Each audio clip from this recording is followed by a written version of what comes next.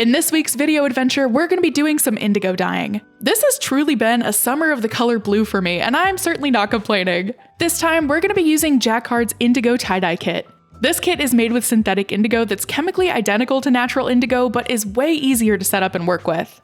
And I bought this kit because I thought it would be a really fun way to create some vats for my family so they could learn all about indigo and its magic. This kit has literally all the chemicals you need measured in exact amounts. It also comes with a little instructional packet and some tools for tying up your materials like rubber bands, popsicle sticks, and wooden pieces.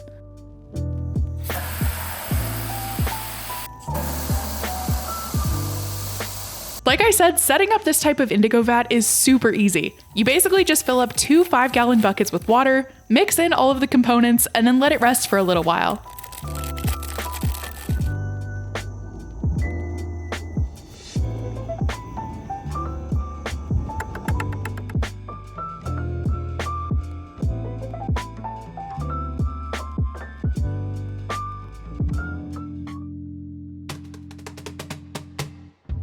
For today's dyeing adventure, my family collected a whole bunch of clothes and yarn from our stashes, closets, and the thrift store. Basically, anything that we could find that was white and as close to 100% cotton or linen as possible ended up blue on this day. Who needs white clothes anyway? So we started things off by washing everything on a really hot cycle just to prep the fabrics for dyeing.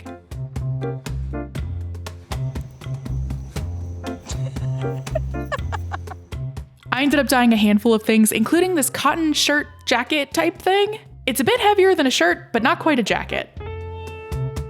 I also dyed this really simple white cotton t-shirt.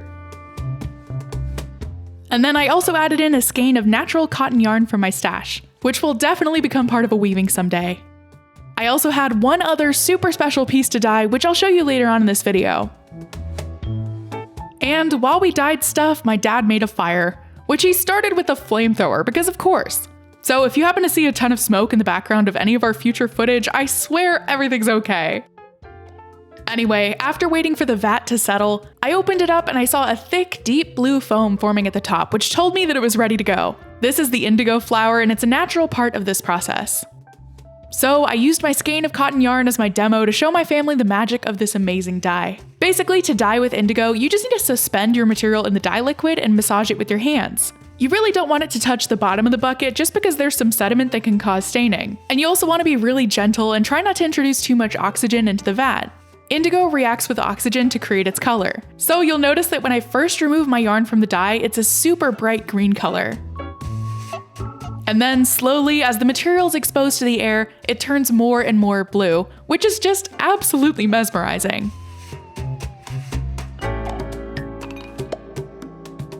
Another really fun part of the indigo process is that you can actually build up the color by dipping your items, letting them oxidize and turn blue, and then dipping them again. For my yarn, I re-dipped only about half the skein in the indigo, and I dipped it multiple times. And the result of that is a really fun variegated yarn, which is gonna look so cool when it's worked up in a future project.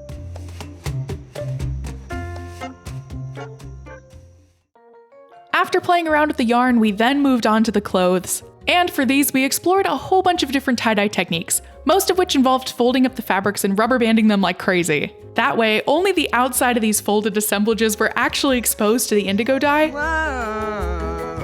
yeah, which creates some really fun effects. And for the most part, we just tied and dyed things pretty randomly just to explore what might happen.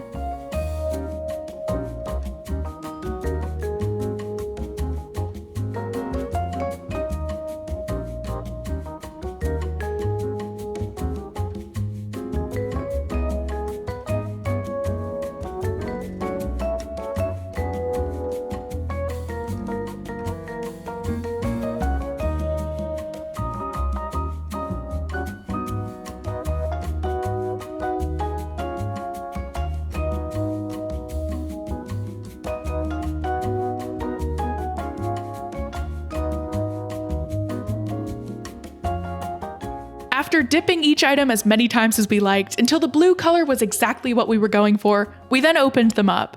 This was always a big event filled with lots of oohs and ahs. Even if you think you know how something's gonna turn out, there were always some unexpected surprises. And it was also so much fun to see all the neon green that was hiding inside, which is all the dye that hadn't had the chance to oxidize yet.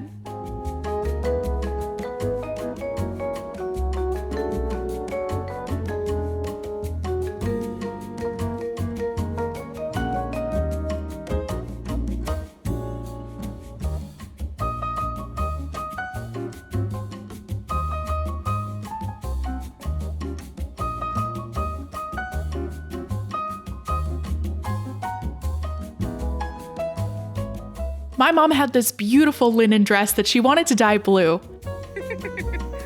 So she dipped the whole thing in indigo and then re-dipped it a bunch of times.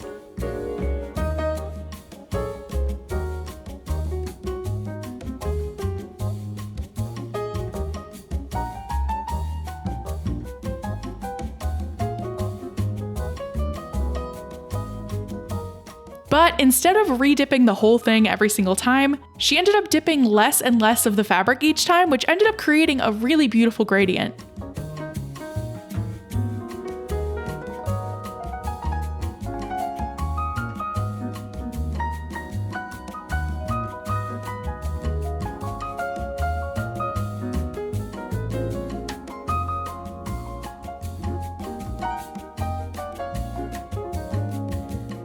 My dad ended up finding a t-shirt that I could dye for him, so I wrapped it around a long piece of yarn, and then I cinched it really tight, which creates a really interesting scrunched effect.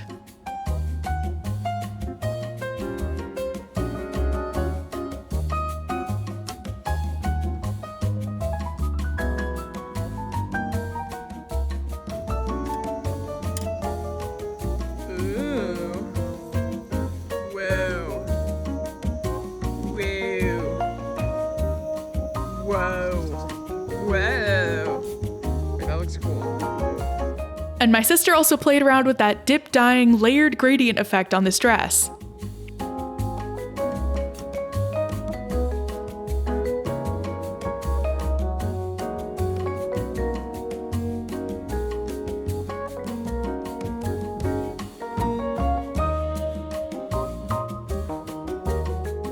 And then we just kept going and we dipped and dyed everything we could.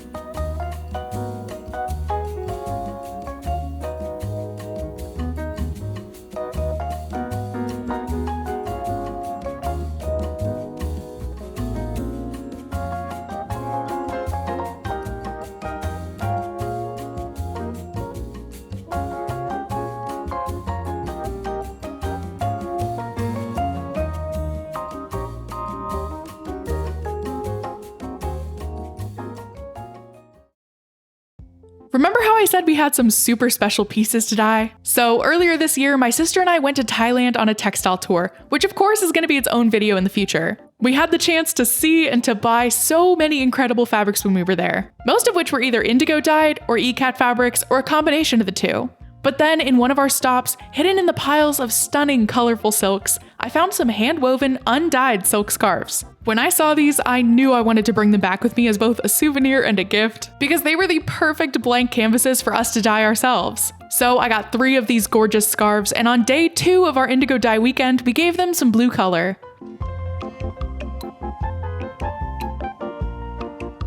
First, we gently scoured them in some hot water just to get them ready for dyeing.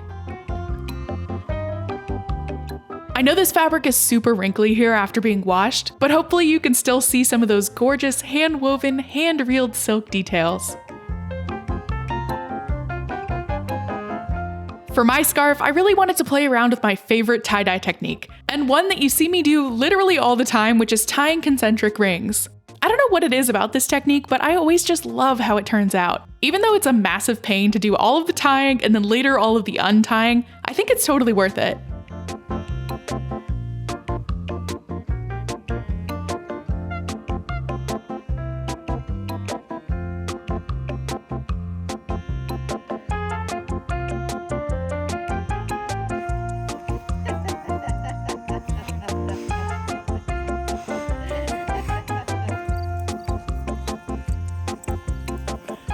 Thank you. Thank you. Thank you. And here are the 3 scarves. Mine's on the left, all tied up. My mom's is here in the middle, which features some really interesting pleating and resists created with popsicle sticks and clothespins. And my sister's is secured with tons of folds and thick rubber bands.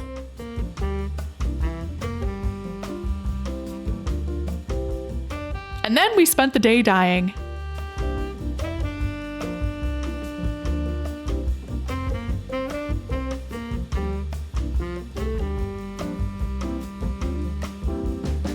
And here's how the scarves turned out before untying them.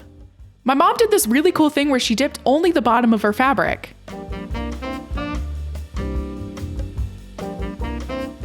My sister made one side darker than the other. And then I dipped my whole thing many, many times to get it as deep and dark as I possibly could. And here's how my sister's finished scarf turned out.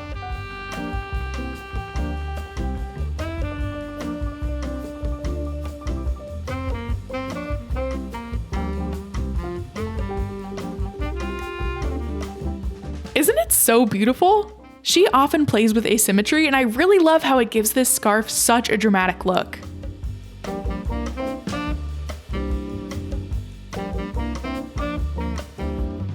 And here's how my mom's turned out.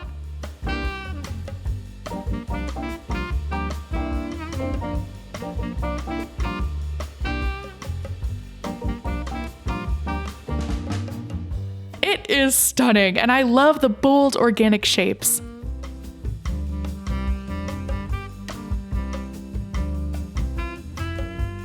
For my scarf, I thought it might be fun to undo just a couple of the rubber band ties, which would expose the white fabric hidden inside.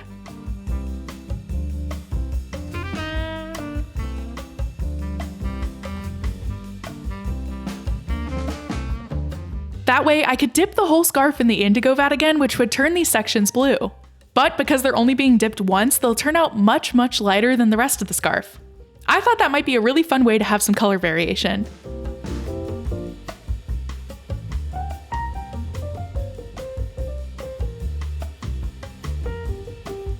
And here's how my scarf turned out, and I am so, so happy with it.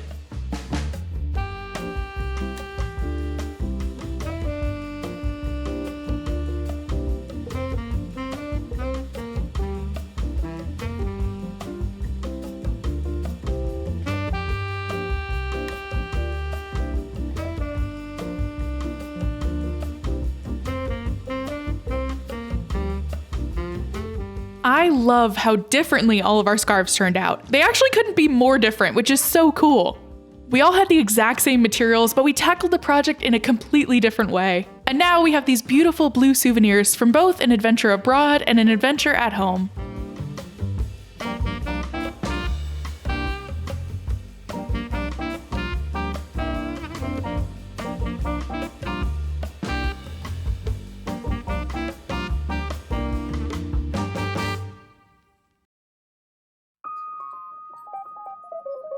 Even after dyeing all of this stuff, we still had some indigo left in our vats. So we just kept going and going until there was literally no color left. I finally tackled that shirt jacket thing, which I also tied up with the same concentric rubber band idea.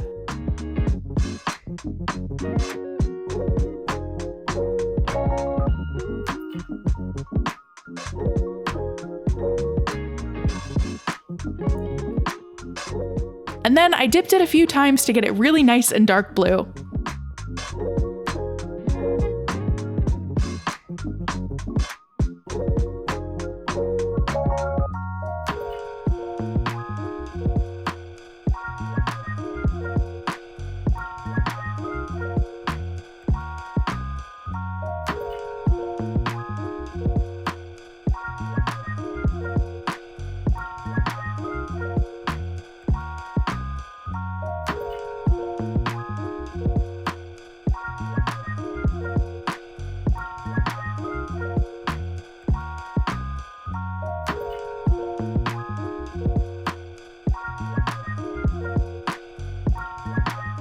And here's how it turned out.